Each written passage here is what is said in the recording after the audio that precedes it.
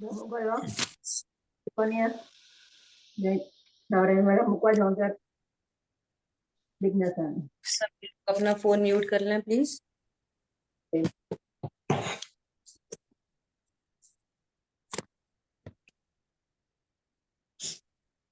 जीवम जीवम तवम जिणवर बस हेड़ जेड़णी दिठम विंद विंद वंदम वंदे तम सौपदा सिरसा। द्रव्य संग्रह जी ग्रंथ गाथा नंबर 41 से हमारा स्वाध्याय चल रहा है विगत दिनों से, जिसमें सम्यक दृष्टि जीव को 25 प्रकार के दोष नहीं होते और 8 अंग के धारक होते हैं।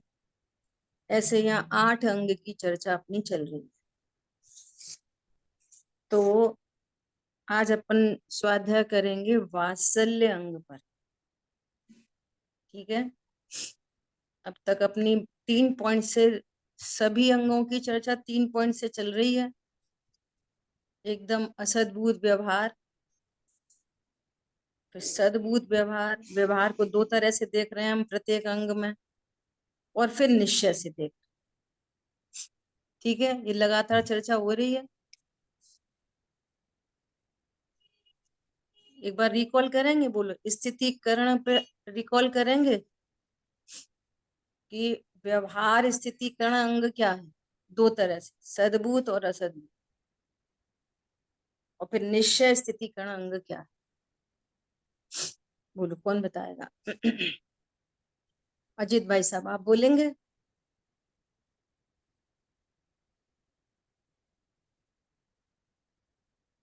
बोलिए। पारुल बहन आप बताएंगे?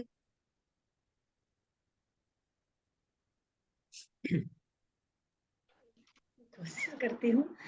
जिस स्थितिकरण में 3 दृष्टि से हमें जो देखना है, असद्भुत व्यवहार नहीं से मतलब बाहर के किसी व्यक्ति या कोई है, उसको अगर धर्म से उसका कुछ मन चलित हो जाता है या कोई दुविधा की स्थिति में आ जाते हैं, तो उनका स्थितिकरण करना, उनके विश्वास को पुनः लौटाना और मतलब उसका स्थितिकरण करना।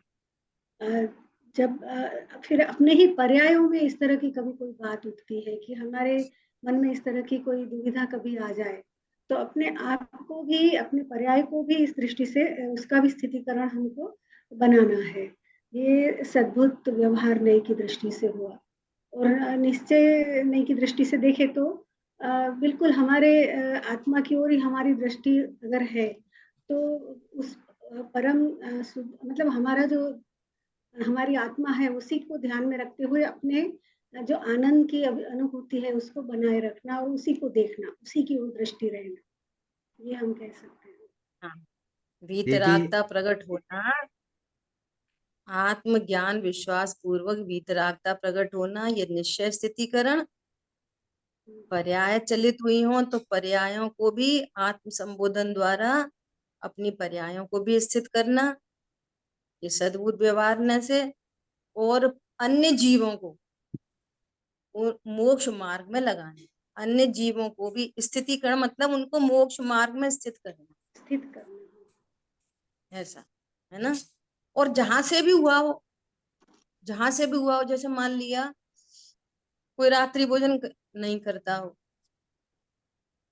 है ना, इतना मतलब लोएस्ट से लगे चलेंगे, हमें पता चल मालूम है कि ये रात्रि भोजन नहीं करता, और कोई ऐसा रोग आदि हो जाए, डॉक्टर ने बोला कि तुम रात में वो चने खा लेना, इतनी देर भूखे मत रहो, ऐसा कोई डॉक्टर ने बोला, तो ये अपने श्रद्धांत से चलित हो गया और रात में खाने लग जाए कुछ, तो फिर उसको संबोधन के द्वारा कि देखो भाई ये रोग कोई खाने पीने से सही नहीं होते हैं, ऐसे उसको उस एंगल से बराबर का संबोधन दे।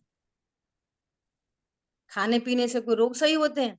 रात्रि भोजन करने लगोगे या भोजन नहीं करोगे, कोई ऐसी चीजें खाने लगोगे रात में, तो क्या उससे रोग सही होएगा? अरे उससे तो पाप बंद होगा। और पाप बंध से तो असाता बंधेगी। तो ऐसा करने से तुम कौन से निरोगी हो जाओगे? और निरोगता का संबंध तो साता से है।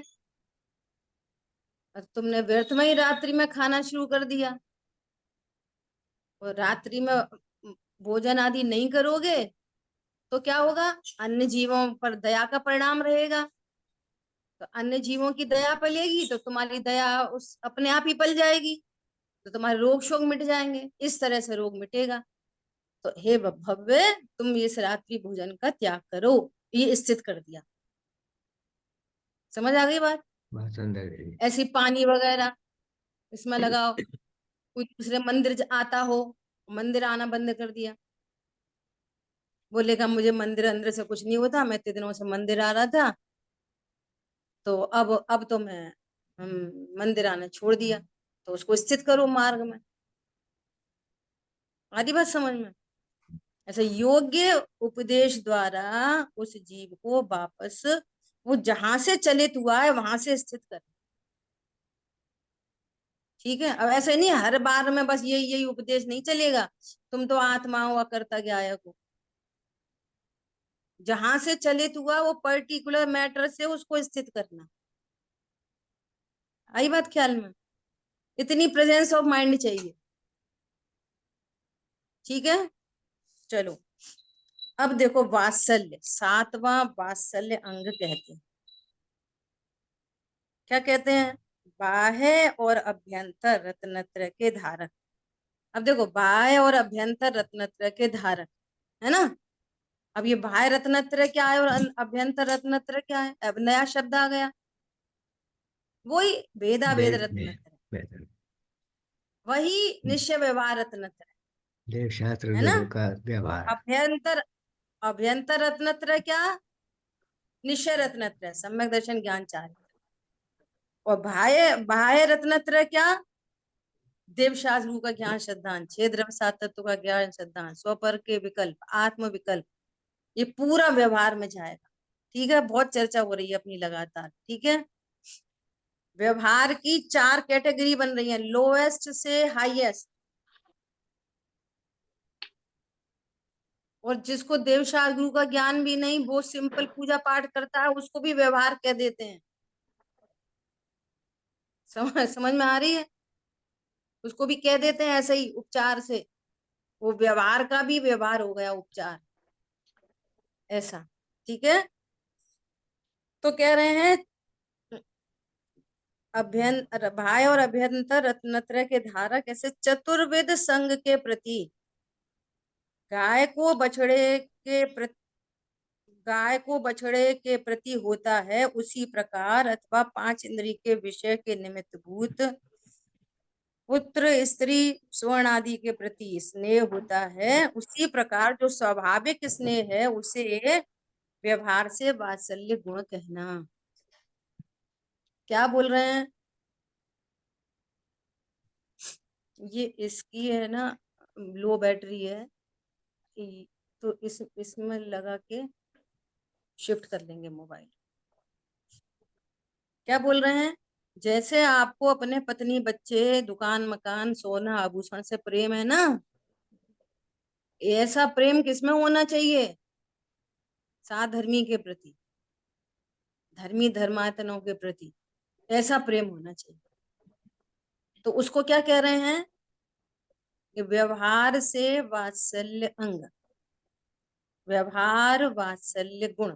इसका क्या मतलब निकलता है कि व्यवहार स्थितिकरण, व्यवहार उपवन, इसका क्या अर्थ निकलता है? इसके दो अर्थ निकलते हैं, सुनो ध्यान से। जिनको परमार्थ होता है उनको ऐसे बाहर में मंद कषाय रूप परिणाम होते हैं अन्य जीवों के बारे में, एक बात। दूसरी बात, ये व्यवहार वात्सल्य है, इसका मतलब ये वास्तविक वात्सल्य अंग नहीं, इसको व्यवहार से वात्सल्य कह रहे हैं।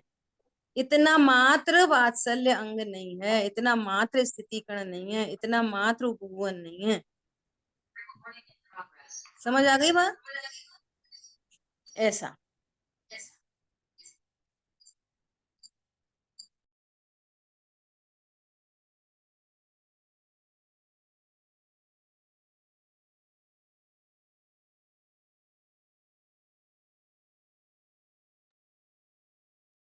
क्लियर? तो क्या बोल रहे हैं? व्यवहार वात्सल्य अंग है ये, कि हमको ऐसे चतुर्विध संग वाले ऐसे जो धर्मी जीव हैं उनके प्रति ऐसा प्रेम होना चाहिए, निस्वार्थ प्रेम होना चाहिए। कितनी गजब की बात है। देखो, आप अपने परिवार जन को स्थित करोगे, उनसे वात्सल्य करोगे तो कहेंगे कि ब्लड रिलेशन, वो नेचुरल, ऐसा कहते हैं ना, अनादि के संस्कार से उसको ही लोग नेचुरल कहते हैं। क्या कहते हैं? अब नेचुरल प्रेम होता है अपने घर वालों से, लेकिन साधर्मी के प्रति नेचुरल प्रेम, इसको वात्सल्य कह रहे हैं, जिससे कोई लेना देना नहीं, कभी वो हमारे काम आएगा हम उसके काम आएंगे, ऐसा कुछ नहीं। उसको उसको अपन किसी परिणामों से उसको चलित देख रहे हैं, है ना, उसको गिरता हुआ देख रहे हैं, तो उसको मार्ग में स्थापित करना कैसे होगा? प्रीति के बिना कैसे होए, है ना? नीचे के गुणस्थान है ना, तो प्रीति होती है वैसी, ये कह रहे हैं। ठीक है, बहुत गणित है सब चीजों में, बहुत साइंटिफिक मार्ग है ये। अब देखो, ये तो हो गया व्यवहार वात्सल्य। कौन सा वाला? अन्य जीवों वाला, असद्भूत। अब सद्भूत व्यवहार क्या होएगा? बोलो, सद्भूत व्यवहार और फिर निश्चय क्या होएगा? करो कोशिश, 3 पॉइंट से बात चल रही है अपनी लगातार। सद्भूत में अपने से प्रेम, अपनी आत्मा से प्रेम। किससे प्रेम? अपनी आत्मा से प्रेम। अब अपनी आत्मा से प्रेम कैसे करोगे? बोलो, पहले भला करो अपने पर, अपने से प्रेम कैसे करोगे? अपनी बुराइयों को अपनी परिणति पर द्रव्यों में इष्ट अनिष्ट की कल्पना करे, पर द्रव्यों को सुख दुख का कारण जाने, अपनी परिणति में क्रोध आदि उत्पन्न हो रहे हो, और ऐसे परिणामों से ये जो कर्म बंधन होगा, उस बंधन का दुख कौन उठाएगा? नहीं उठाता कौन उठाएगा? स्वयं। समझ में आ रही है? ये अपनी आत्मा से प्रेम मतलब अपने को दुखों में नहीं डालना। अपने से प्रेम करने का अर्थ क्या है? अपने से प्रेम करने का अर्थ क्या है? कि अपने, हम जिसको प्रेम करते हैं उसको दुखों में नहीं देख पाते, उसके ऊपर कोई दुख पड़ा तो अपने से देखा नहीं जाता, तो अब उसे प्रेम करते हैं, है ना, वो उपभुवन करते हैं, स्थितिकरण करते हैं उसका। ऐसे अपनी आत्मा से प्रेम कैसे करोगे? अपने को बंधन में नहीं डालना, अपने को दुखों में नहीं डालना, ये अपनी आत्मा से प्रेम। पॉइंट समझ में आ रहा है? और निश्चय वात्सल्य अंग, जिसको अपनी आत्मा से प्रेम होता है ना, तो वो क्या उपाय बनाता है? भेद विज्ञान। तो भेद विज्ञान के आश्रय से रत्नत्रय प्रकट हो जाना, वो है निश्चय वात्सल्य। ये निश्चय। और पहले वाला क्या था? विकल्पात्मक। और उससे पहले वाला क्या था? वो तो अन्य जीवों से रिलेटेड था।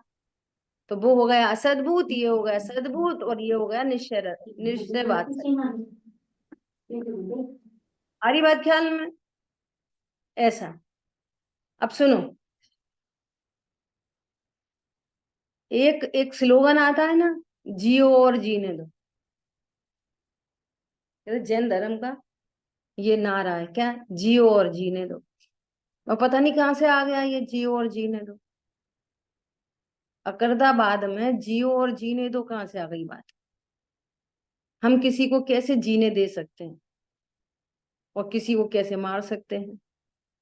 तो अन्य को जीने दो मत का अर्थ क्या है? कि वो ये दुख देह नहीं था। चेतन वाले उपयोग की बात नहीं है कि भैया उन्हें मारो मत, उन्हें जीने दो। तो वे तो अपनी आयु कर्म से मरेंगे, जीने दो की तो बात ही नहीं है कुछ भी। समझ में आ रही है? दुख तो होने से अन्य को बचा। जीने दो, तो अन्य को जीने दो का अर्थ है कि हमारे निमित्त से उसके परिणाम दुखित नहीं हो, यह है जीने दो। ये वाला जीने दो नहीं, शरीर वाला। शरीर वाला जीने दो तो आयु कर्म के अधीन है। पॉइंट पकड़ में आया? हम्म, तो ये जीने दो मतलब अपने निमित्त से किसी जीव को दुख ना पहुंचे, वो भाव मरण ना हो उसको, इसका नाम है अन्य को जीने दो। और जियो मतलब जियो, खुद जियो, कैसे जियो, खुद आनंद कैसे में रहो, जियो? दुखी नहीं हो। हाँ, आनंद में रहो, भाव हम्म, मरण नहीं हो, हम्म, रत्नत्रय प्रकट हो, अपनी पंक्ति में रत्नत्रय प्रकट हो, इक्वल टू जियो। ऐसा जियो जीने दो का अर्थ नहीं है तुम खुद खाओ पियो अच्छे से रहो, जियो और दूसरों को भी जीने दो। पॉइंट पकड़ में आया? हम्म, ऐसा जियो मतलब वात्सल्य, अपने से प्रेम करो, वात्सल्य अपने से प्रेम करो। कैसे करेंगे अपने से प्रेम? कि यदि हम अपने को आत्मा जानेंगे, ये है अपने से प्रेम करना। मैं आत्मा हूं ये जानना ही अपने से प्रेम करना है, इसी का नाम है जीने दो। क्या कहा? जियो, इसी का नाम है जियो। अब हम अमर भय न मरेंगे, ये जियो। अरे मुझे पता चल गया मैं अविनाशी हूं, मरता ही नहीं। हम्म, आनंद अब कथा हम करो। अमर भय न मरेंगे, ये हो गया जियो। और जीने दो, सबको जीव जानो। सुनो, जिसने ऐसे स्वरूप को जाना, अब देखो वो नरक और त्रियंच गति में नहीं जाएगा। तो वो बचा लिया ना उसने अपने आप को, प्रीति कर ली ना अपने आप से। और जो जीव खुद से ऐसे परिणामों में लगे और खुद ही नरक जाए, तो इसको मिथ्या दृष्टि को किसी से प्रेम नहीं है, किसी से भी प्रेम नहीं होता मिथ्या दृष्टि को, ना अपने से ना पर से, किसी से भी प्रेम नहीं होता उसको। सच्ची बात है ये बिल्कुल। हम्म, सिर्फ और सिर्फ कषाय का तांडव है और कुछ भी नहीं। हाँ जी। जितने दिनों की कषाय की मैचिंग है उतनी देर प्रेम है, और एक एक 100 अच्छाइयों के बाद और गड़बड़ हो गई कर्माधीन, तो सारा वो 100 वाला वो 99 नहीं बचता, जीरो है। जीरो हो जाता है। हम्म, 100 - 1 इक्वल टू 0, ये कौन सा मैथ है जैन का है। बोलो? 100 - 1 इक्वल टू क्या होता है? 99 होता है। जीरो। तो 1 का टिट फॉर ट्रेड करने तैयार है, 99 का करो पहले, फिर 1 का भी कर देना। नहीं, एक बूंद जहर जैसा है गिलास में। बोलो, गजब हो गई। इसका नाम है जियो। वो मिथ्या दृष्टि न दूसरों से प्रेम करता ना अपने से प्रेम करता, किसी से नहीं करता। और सम्यक दृष्टि अपने से प्रेम करता है और उस पूरे सबसे प्रेम करता है। आदरणीय सुमन जी भाई साहब कहते हैं कि ये कैसा शासन है।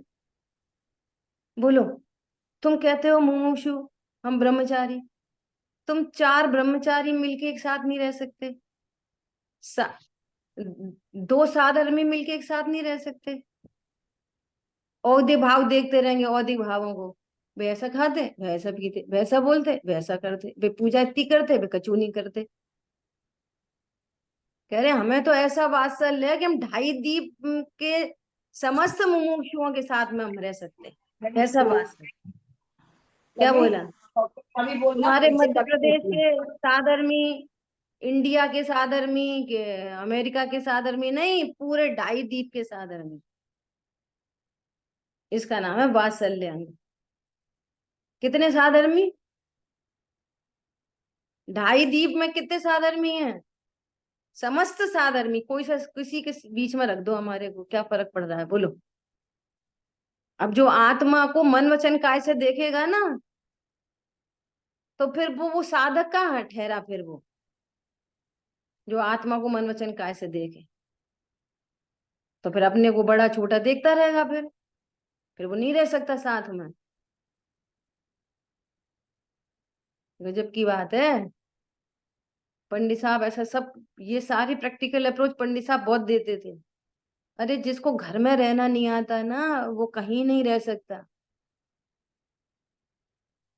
जो घर में नहीं रह सकता वो कहीं नहीं रह सकता, क्षेत्रों पे भी नहीं रह सकता, वो क्षेत्रों पे भी यही काम करेगा। घर में बोलेगा कि मेरी जेठानी खराब, मेरी दरानी खराब, वहां पे बोलेगा 1 नंबर के कमरे वाले खराब, 10 नंबर के कमरे वाले खराब, बे अच्छे बे बुरे। क्या होता है वात्सल्य, बोलो कहाँ से आता है ये वात्सल्य अंग, कैसे आता है?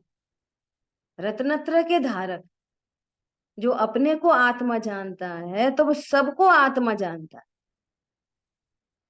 तो सच्चा वात्सल्य होता है। ओहो, ये किसी कर्म के उदय में इसकी ऐसी स्थिति बन रही है तो भगवान है तो भगवान। ये बाहर के जो संयोग बने हैं ये भी कर्माधीन है, कदाचित कषाय उत्पन्न हुई है वो भी तो कोई स्वभाव नहीं है तो भगवान। तो भगवान पना देखकर सबसे प्रेम होता है उसको। क्या कहा? और मन वचन काय से देखोगे तो छोटा बड़ा दिखेगा, अच्छा बुरा दिखेगा, हम ज्यादा ज्ञान वाले वे कम ज्ञान वाले, तो राग द्वेष होंगे। ये वात्सल्य अंग सम्यक दृष्टि जीवों को वात्सल्य होता है, मिथ्या दृष्टि को होता है कि नहीं होता? सुनो, अभी चल स्यादवाद शैली है ना, स्यादवाद है ना, सर्वथा तो यहाँ लगाया ही नहीं जाता। सुनो, एक चर्चा हुई कि मिथ्या दृष्टि को वात्सल्य नहीं होता, उसको किसी से प्रेम नहीं होता, ना अपने से ना दूसरे से। एक ये विवक्षा हो गई। दूसरी विवक्षा, आगम के अभ्यास से मिथ्या दृष्टि जीव को ही जब वात्सल्य होता है तभी वो सम्यक दृष्टि होता है, कारण कार्य में। तो मिथ्या दृष्टि को पहले निशंकित अंग होता है, मिथ्या दृष्टि को ही पहले निकांक्षित होता है, उसी को होता है पहले, तब चौथा प्रकट होता है। ऐसा नहीं होता कि तुम्हें पहले तो वात्सल्य नहीं है फिर सम्यक दृष्टि होंगे तब वात्सल्य अंग प्रकट होंगे। वो उस भूमिका में पहले ही आ जाता है, पूरा व्यवहार पहले होता है तब परमार्थ प्रकट होता है। आई बात ख्याल में? ये दूसरी विवक्षा हो गई। ठीक है, मिथ्या दृष्टि को वात्सल्य अंग हो सकता है कि नहीं हो सकता? अरे हो सकता है। मिथ्या दृष्टि को वात्सल्य अंग होता है क्या? नहीं होता, विवक्षा चाहिए दोनों। ठीक है, स्यादवाद शैली है ना, बस पूरे टोटल अप्रोच से बात समझनी चाहिए और विवक्षा क्लियर होनी चाहिए। नहीं होता की विवक्षा क्या और होने की विवक्षा क्या। ठीक है,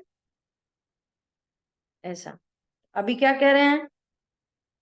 इस संबंध में हस्तिनापुर के राजा पद्मराज के बलि नामक दुष्ट मंत्री ने जब निश्चय व्यवहार रत्नत्र के आराधक श्री अकंपनाचार्य आदि 700 मुनियों पर उपसर किया, तब निश्चय व्यवहार मोक्ष मार्ग के आराधक विष्णु कुमार मुनि ने विक्रिया रिद्धि के प्रभाव से वामन रूप धारण करके बलि नामक मंत्री के पास 3 डग भूमि मांगकर एक पैर में मेरू पर्वत के शिखर पर रखा, दूसरा मानुषोत्तर पर्वत पर रखा और तीसरा पग रखने का स्थान खाली नहीं है।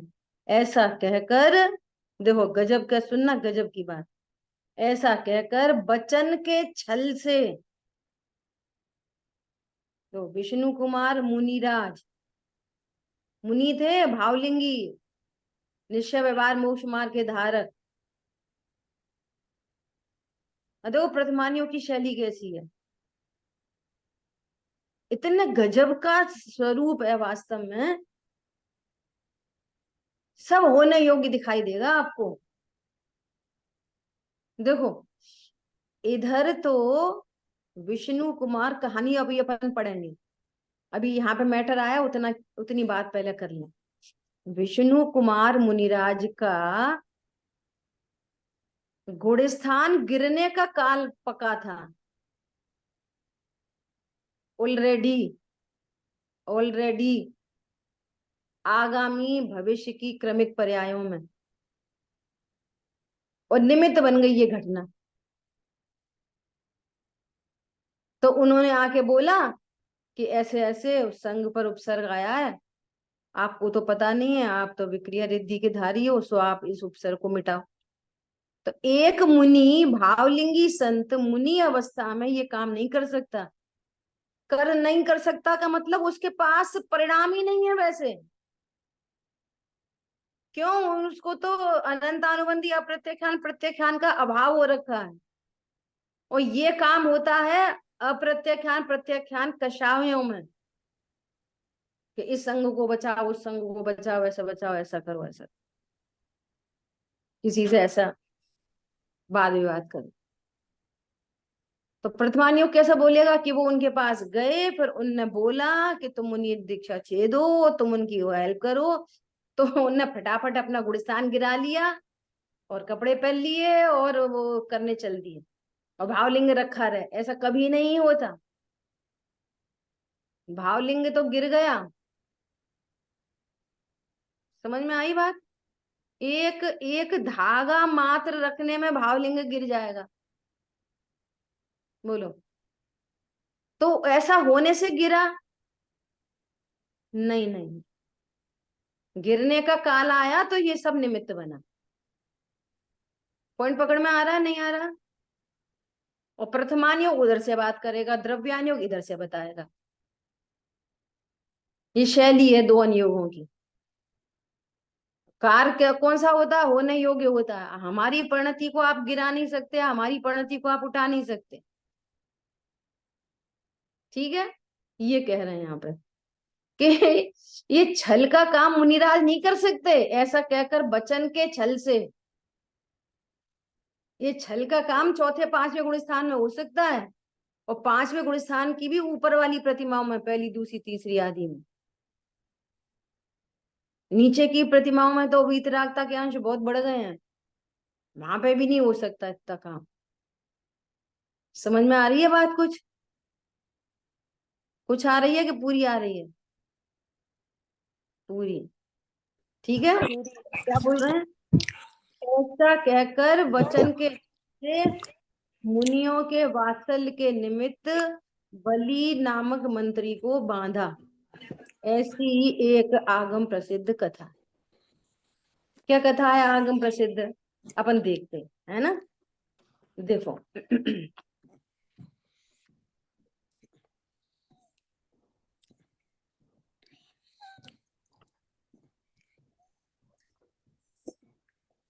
ये जो घटना है ना, ये लाखों वर्ष पुरानी घटना है। कब की घटना है? ये मुनि सुब्रत नाथ भगवान के काल की घटना है। ठीक है। उज्जैन नगरी में एक राजा थे जिनका नाम था श्री वर्मा, है ना। और उनके 4 मंत्री थे जिनका बलि आदि जिनका नाम था। वे मिथ्या दृष्टि थे और नास्तिक थे, उन्हें धर्म की कोई श्रद्धा नहीं थी। तो एक बार उज्जैन नगरी में अकंपनाचार्य मुनिराज अपने 700 मुनियों के संग सहित आए वहां पर, है ना, पधारे। तो राजा उनके दर्शन के लिए गए।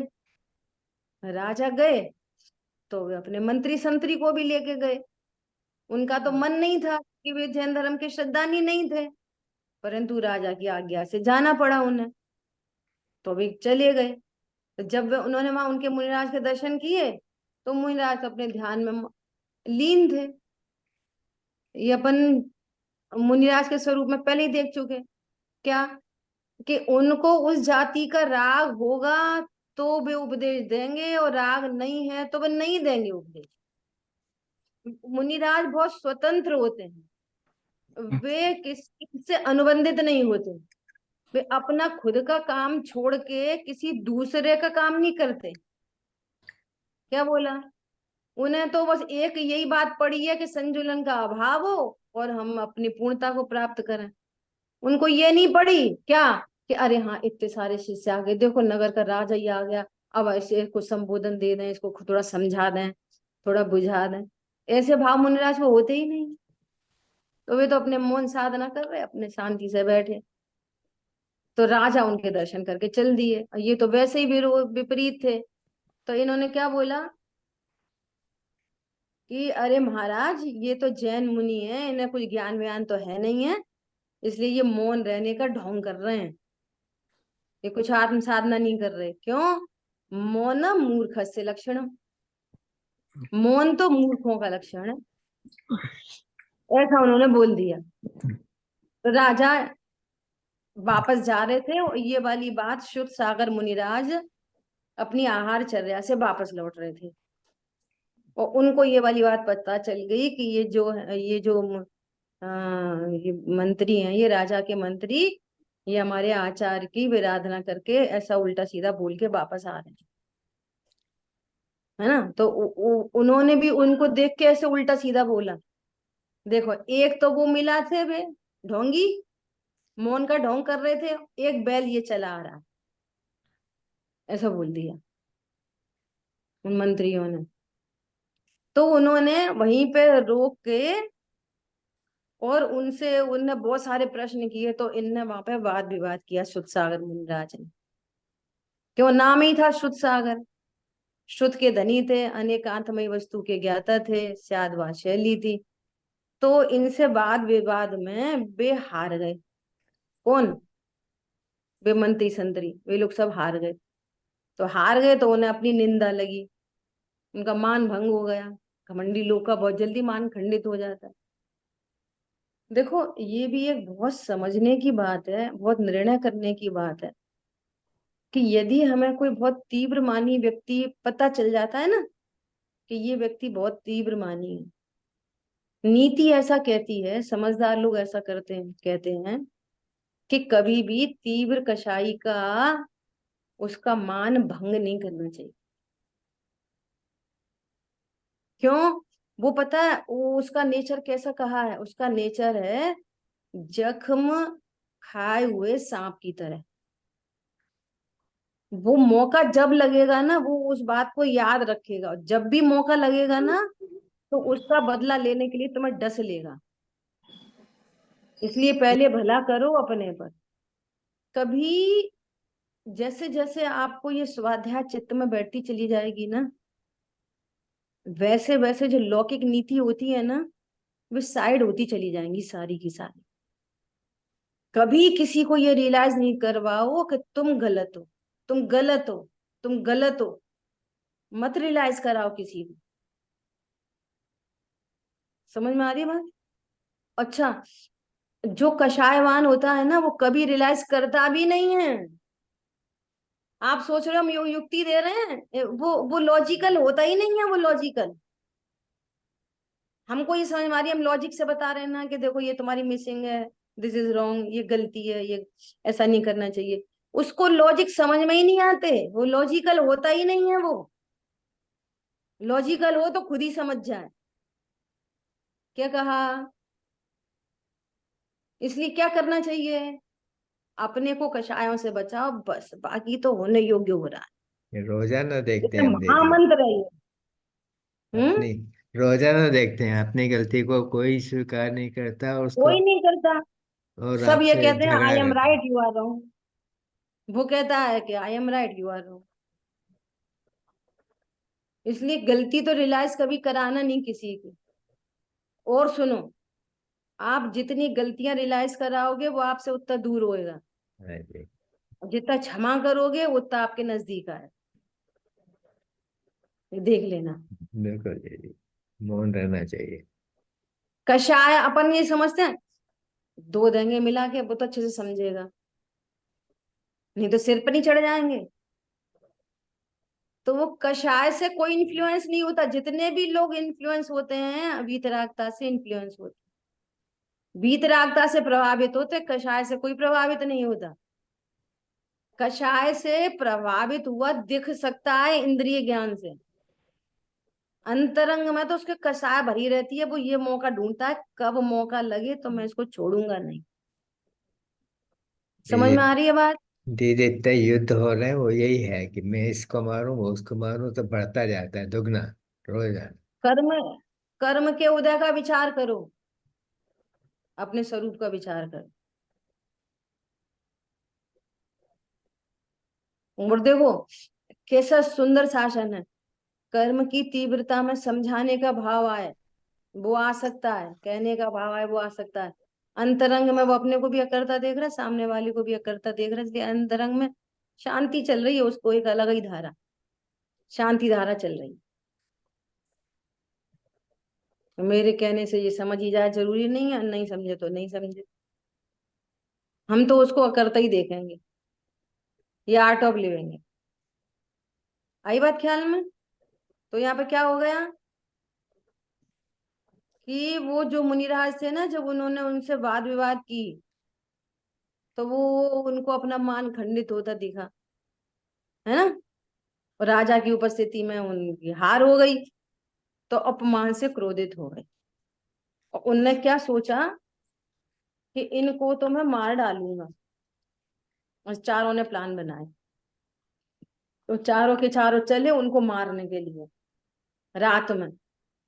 और देखो, अपन मोक्षा प्रकाश जी में पढ़ ही रहे हैं कि जिन शासन के भक्त देवादि ऐसे दूसरे जिन शासन के भक्तों के प्रति उन्हें वात्सल्य होता है तो उनकी सहाय करने के लिए आ जाते हैं। तो मुनिराज जैसे, मुनिराज के ऊपर भी चारों के चारों तलवार लेके आ गए। उनके मारने के लिए जैसे चारों ने तलवार उठाई तो वे वहीं के वहीं कीलित हो गए। ऐसे उनके उनके हाथ ऐसे कैसे रह गए और पैर उनके स्थिर हो गए, एकदम स्टैचू हो गए, स्टैचू, है ना। और रात भर ऐसे ही खड़े रहे। और सुबह पूरी दुनिया के सामने बात आ गई कि देखो ये चारों के चारों मुनिराज को मारने चले थे, हत्या करने मुनिराज की। तो पूरे नगर में कैसा हो गया, हाहाकार मच गया। तो राजा ने भी उन चारों को फिर अपने राज्य से, वो उनका काला मुंह करके गधे पे बिठा के वगैरह वगैरह जो भी उनको नगर से देश निकाला दे दिया। देश निकाला दे दिया तो बस वही जैसे जैसे काल लब दीपकती है, बस ये सब निमित्त मिलते चले जाते हैं। होते करते हुए ढूंढते ढांढते हुए कहाँ पहुंच गए, हस्तिनापुर नगरी में पहुंच गए। और वहां एक राजा के यहाँ गए तो अपनी सारी, उनने वीर तो थे ही, वे थोड़ा योद्धा वगैरह थे, तो उन्होंने अपनी सब बताई कि हम तो ऐसे ऐसे हैं। तो उन्होंने उनको मंत्री बना के रख लिया राजा ने। तो उन राजा का कोई शत्रु था, वो बलशाली था, है ना। तो वो राजा उनको जीत नहीं पा रहे थे, हस्तिनापुर नगरी के जो राजा थे। तो इन्होंने मंत्रियों ने उस राजा के ऊपर चढ़ाई कर दी, तो उस राजा को उन्होंने जीत लिया जो इनका शत्रु था। तो वे हस्तिनापुर नगरी के राजा उनसे प्रसन्न हो गए। अच्छा, इन राजा के एक जो भाई थे वो थे विष्णु का कुमार मुनिराज, इन राजा के भाई। तो ये राजा ने बोला कि जब उन पर जीत हासिल कर ली तो उन्होंने बोला कि बोलो तुम मांगो क्या मांगना है, हम तुमसे बहुत प्रसन्न है। तो उन्होंने चतुराई से उन्होंने बोला कि साहब इस हमारे इस वो वरदान को आप अभी रखो, अभी मैं जरूरत नहीं है, मौका आने पर आपसे मांगेंगे। उन्होंने कहा ठीक है, कोई बात नहीं, सब चलता रहा ऐसे ही। देखो फिर वे ही अकंपनाचार्य मुनिराज अपने 400 शिष्यों के साथ वहीं पे पहुंच गए, कहाँ, हस्तिनापुर नगरी। और जैसे ही उन्होंने उनको आते देखा कि ये तो यहाँ विराजमान है, और इन्होंने हमारी, ऐसे हम इनके चक्कर में तो वहां से निकाला था राजा ने, और यदि यहाँ पे इन्होंने कोई बात कर दी तो ये वाला राजा भी, इनके भाई मुनिराज है, ये भी जैन, वो उसके प्रेमी है जैन शासन के, तो हमें यहाँ से भी निकाल दिया जाएगा। उन्होंने सोचा कि अब समय आ गया। तो उन्होंने राजा को बोला कि राजा साहब आपने हमें ये बोला था कि आप हमें उचित वरदान हम मांगेंगे तो आप हमें हाँ करोगे। तो आप ऐसा करो कि हमें 7 दिन के लिए इस राज्य का राजा बना दो। आज हम आपसे अपना कर्ज पूरा करने आए हैं। अब राजा जो होते हैं ना, तो वे बात के धनी होते हैं, जो कह दी सो कह दी। तो उन्होंने ठीक है भैया 7 दिन के लिए बन जाओ राजा, तो बना दिया। तो उन्होंने अब वे राजा बन गए, अब उनकी बात तो सबको माननी पड़ेगी। तो उन्होंने बोला कि हम तो है ना वो मनुष्य यज्ञ करना चाहते, हमें यज्ञ करना है। तो वो जहां पे भी 700 मुनिराज और कंपनाचार्य मुनिराज विराजमान थे ना, वे वहीं पे जाके वहीं पे गए और पूरा घेरा बना लिया, और वहां पे पूरी लकड़ी वकड़ी ये सब करके पूरी आग जला, हमें यज्ञ करना। ऐसा उन्होंने पूरा कार्यक्रम किया। अब पूरे देश में, पूरे उनके नगर में ऐसा हाहाकार मच रहा, लेकिन अब कोई कुछ कर ही नहीं पा रहा। फिर एक एक क्षुल्लक जी थे, उनको विकल्प आया कि ये सब कैसे अब होगा, ये तो हमारे मुनिराजों के ऊपर इतना बड़ा उपसर्ग आया है, कैसे इसको पूरा किया जाए। तब आचार्य भगवान ने अवधि ज्ञान से, उन्होंने फिर विष्णु कुमार मुनिराज का नाम लिया। उन्होंने बोला कि उनके पास जाओ, उनको पता नहीं है, उनके पास विक्रिया विक्रिया रिद्धि उनको प्रकट हुई है, इस उपसर्ग को वे ही दूर कर सकते। फिर विष्णु कुमार मुनिराज को पूरी घटना बताई गई, और इधर घटना बताई, इधर उनका उनका मुनि लिंग का छेदन हुआ। फिर वो उनके पास आए और फिर राजा से पूछा, अपने जो उनके पूर्व के भाई से, कि ये सब क्या मचा है यहाँ पे आपके नगर में। तो उन्होंने पूरी बात बताई कि ऐसे ऐसे करके उन्होंने राज्य मांगा। फिर उन्होंने उनकी तारीफ की, उनकी किसकी, फिर बलियादी मंत्रियों की। तो वो जो भी वहां कुछ घटना घटित हुई, तब उन्होंने उनको भी बोला कि बोलो आप, हम आपसे बहुत खुश हैं, आप क्या मांगते हो। तो उन्होंने बोला, हम क्या मांगते, कुछ नहीं, 3 पैर जमीन चाहिए हमें आपके राज्य में। और वे बामन का वेश बना के आए थे, ब्राह्मण का, छोटे होके, छोटे साइज में बौने होके आए थे। तो ना जो छोटा सा बौना है, इतने से पैर इसके, ये 3 पैर जमीन मांग रहा है। तो ले लो 3 पैर जमीन, हमारे राज्य में कहीं से भी ले लो। फिर उन्होंने विक्रिया से अपना इतना बड़ा शरीर बनाया, जिसको यहाँ पे लिखा है कि पहला पैर को कहाँ पे रखा, मेरू पर्वत पे, और दूसरा पैर कहाँ रखा, मानुषोत्तर पर्वत पे, और तीसरे पैर के लिए जगह नहीं मिली, सो उन्हीं के ऊपर धर दिया।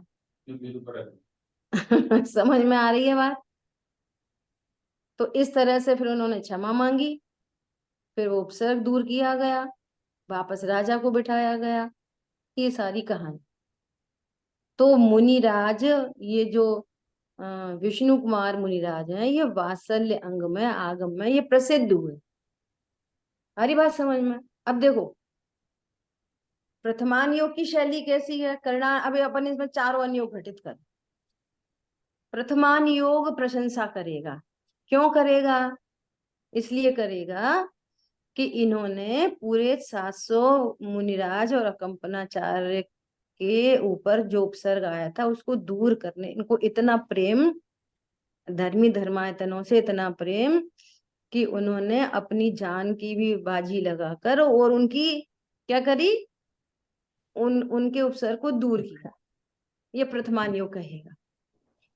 करणान योग क्या कहेगा, करणान योग ये कहेगा कि ऐसा कार्य मुनि पद में संभवित नहीं।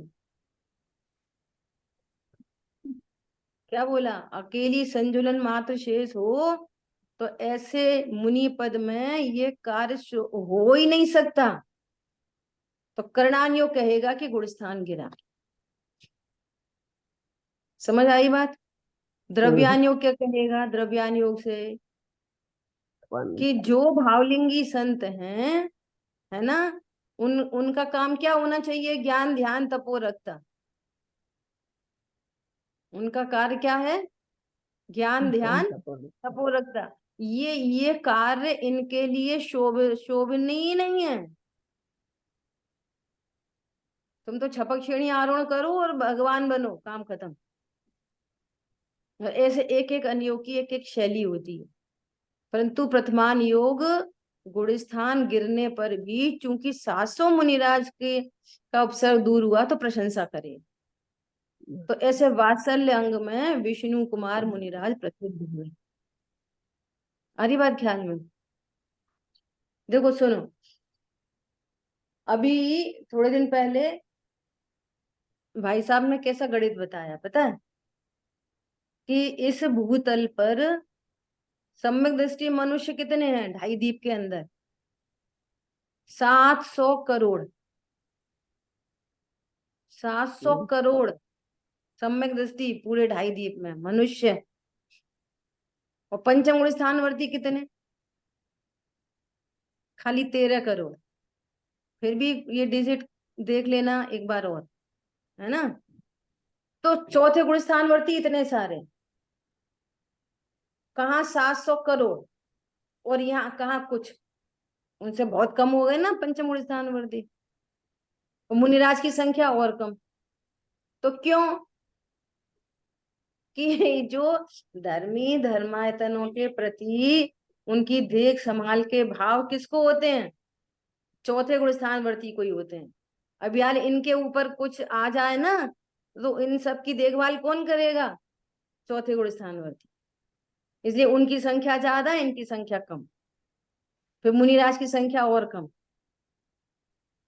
कौन समझ में आया, ऐसा प्राकृतिक गणित है। एक बार फिर से बताना है, एक बार प्लीज फिर से। हमारे कुशल भाई बोलेंगे कि रिकॉर्डिंग सुनना।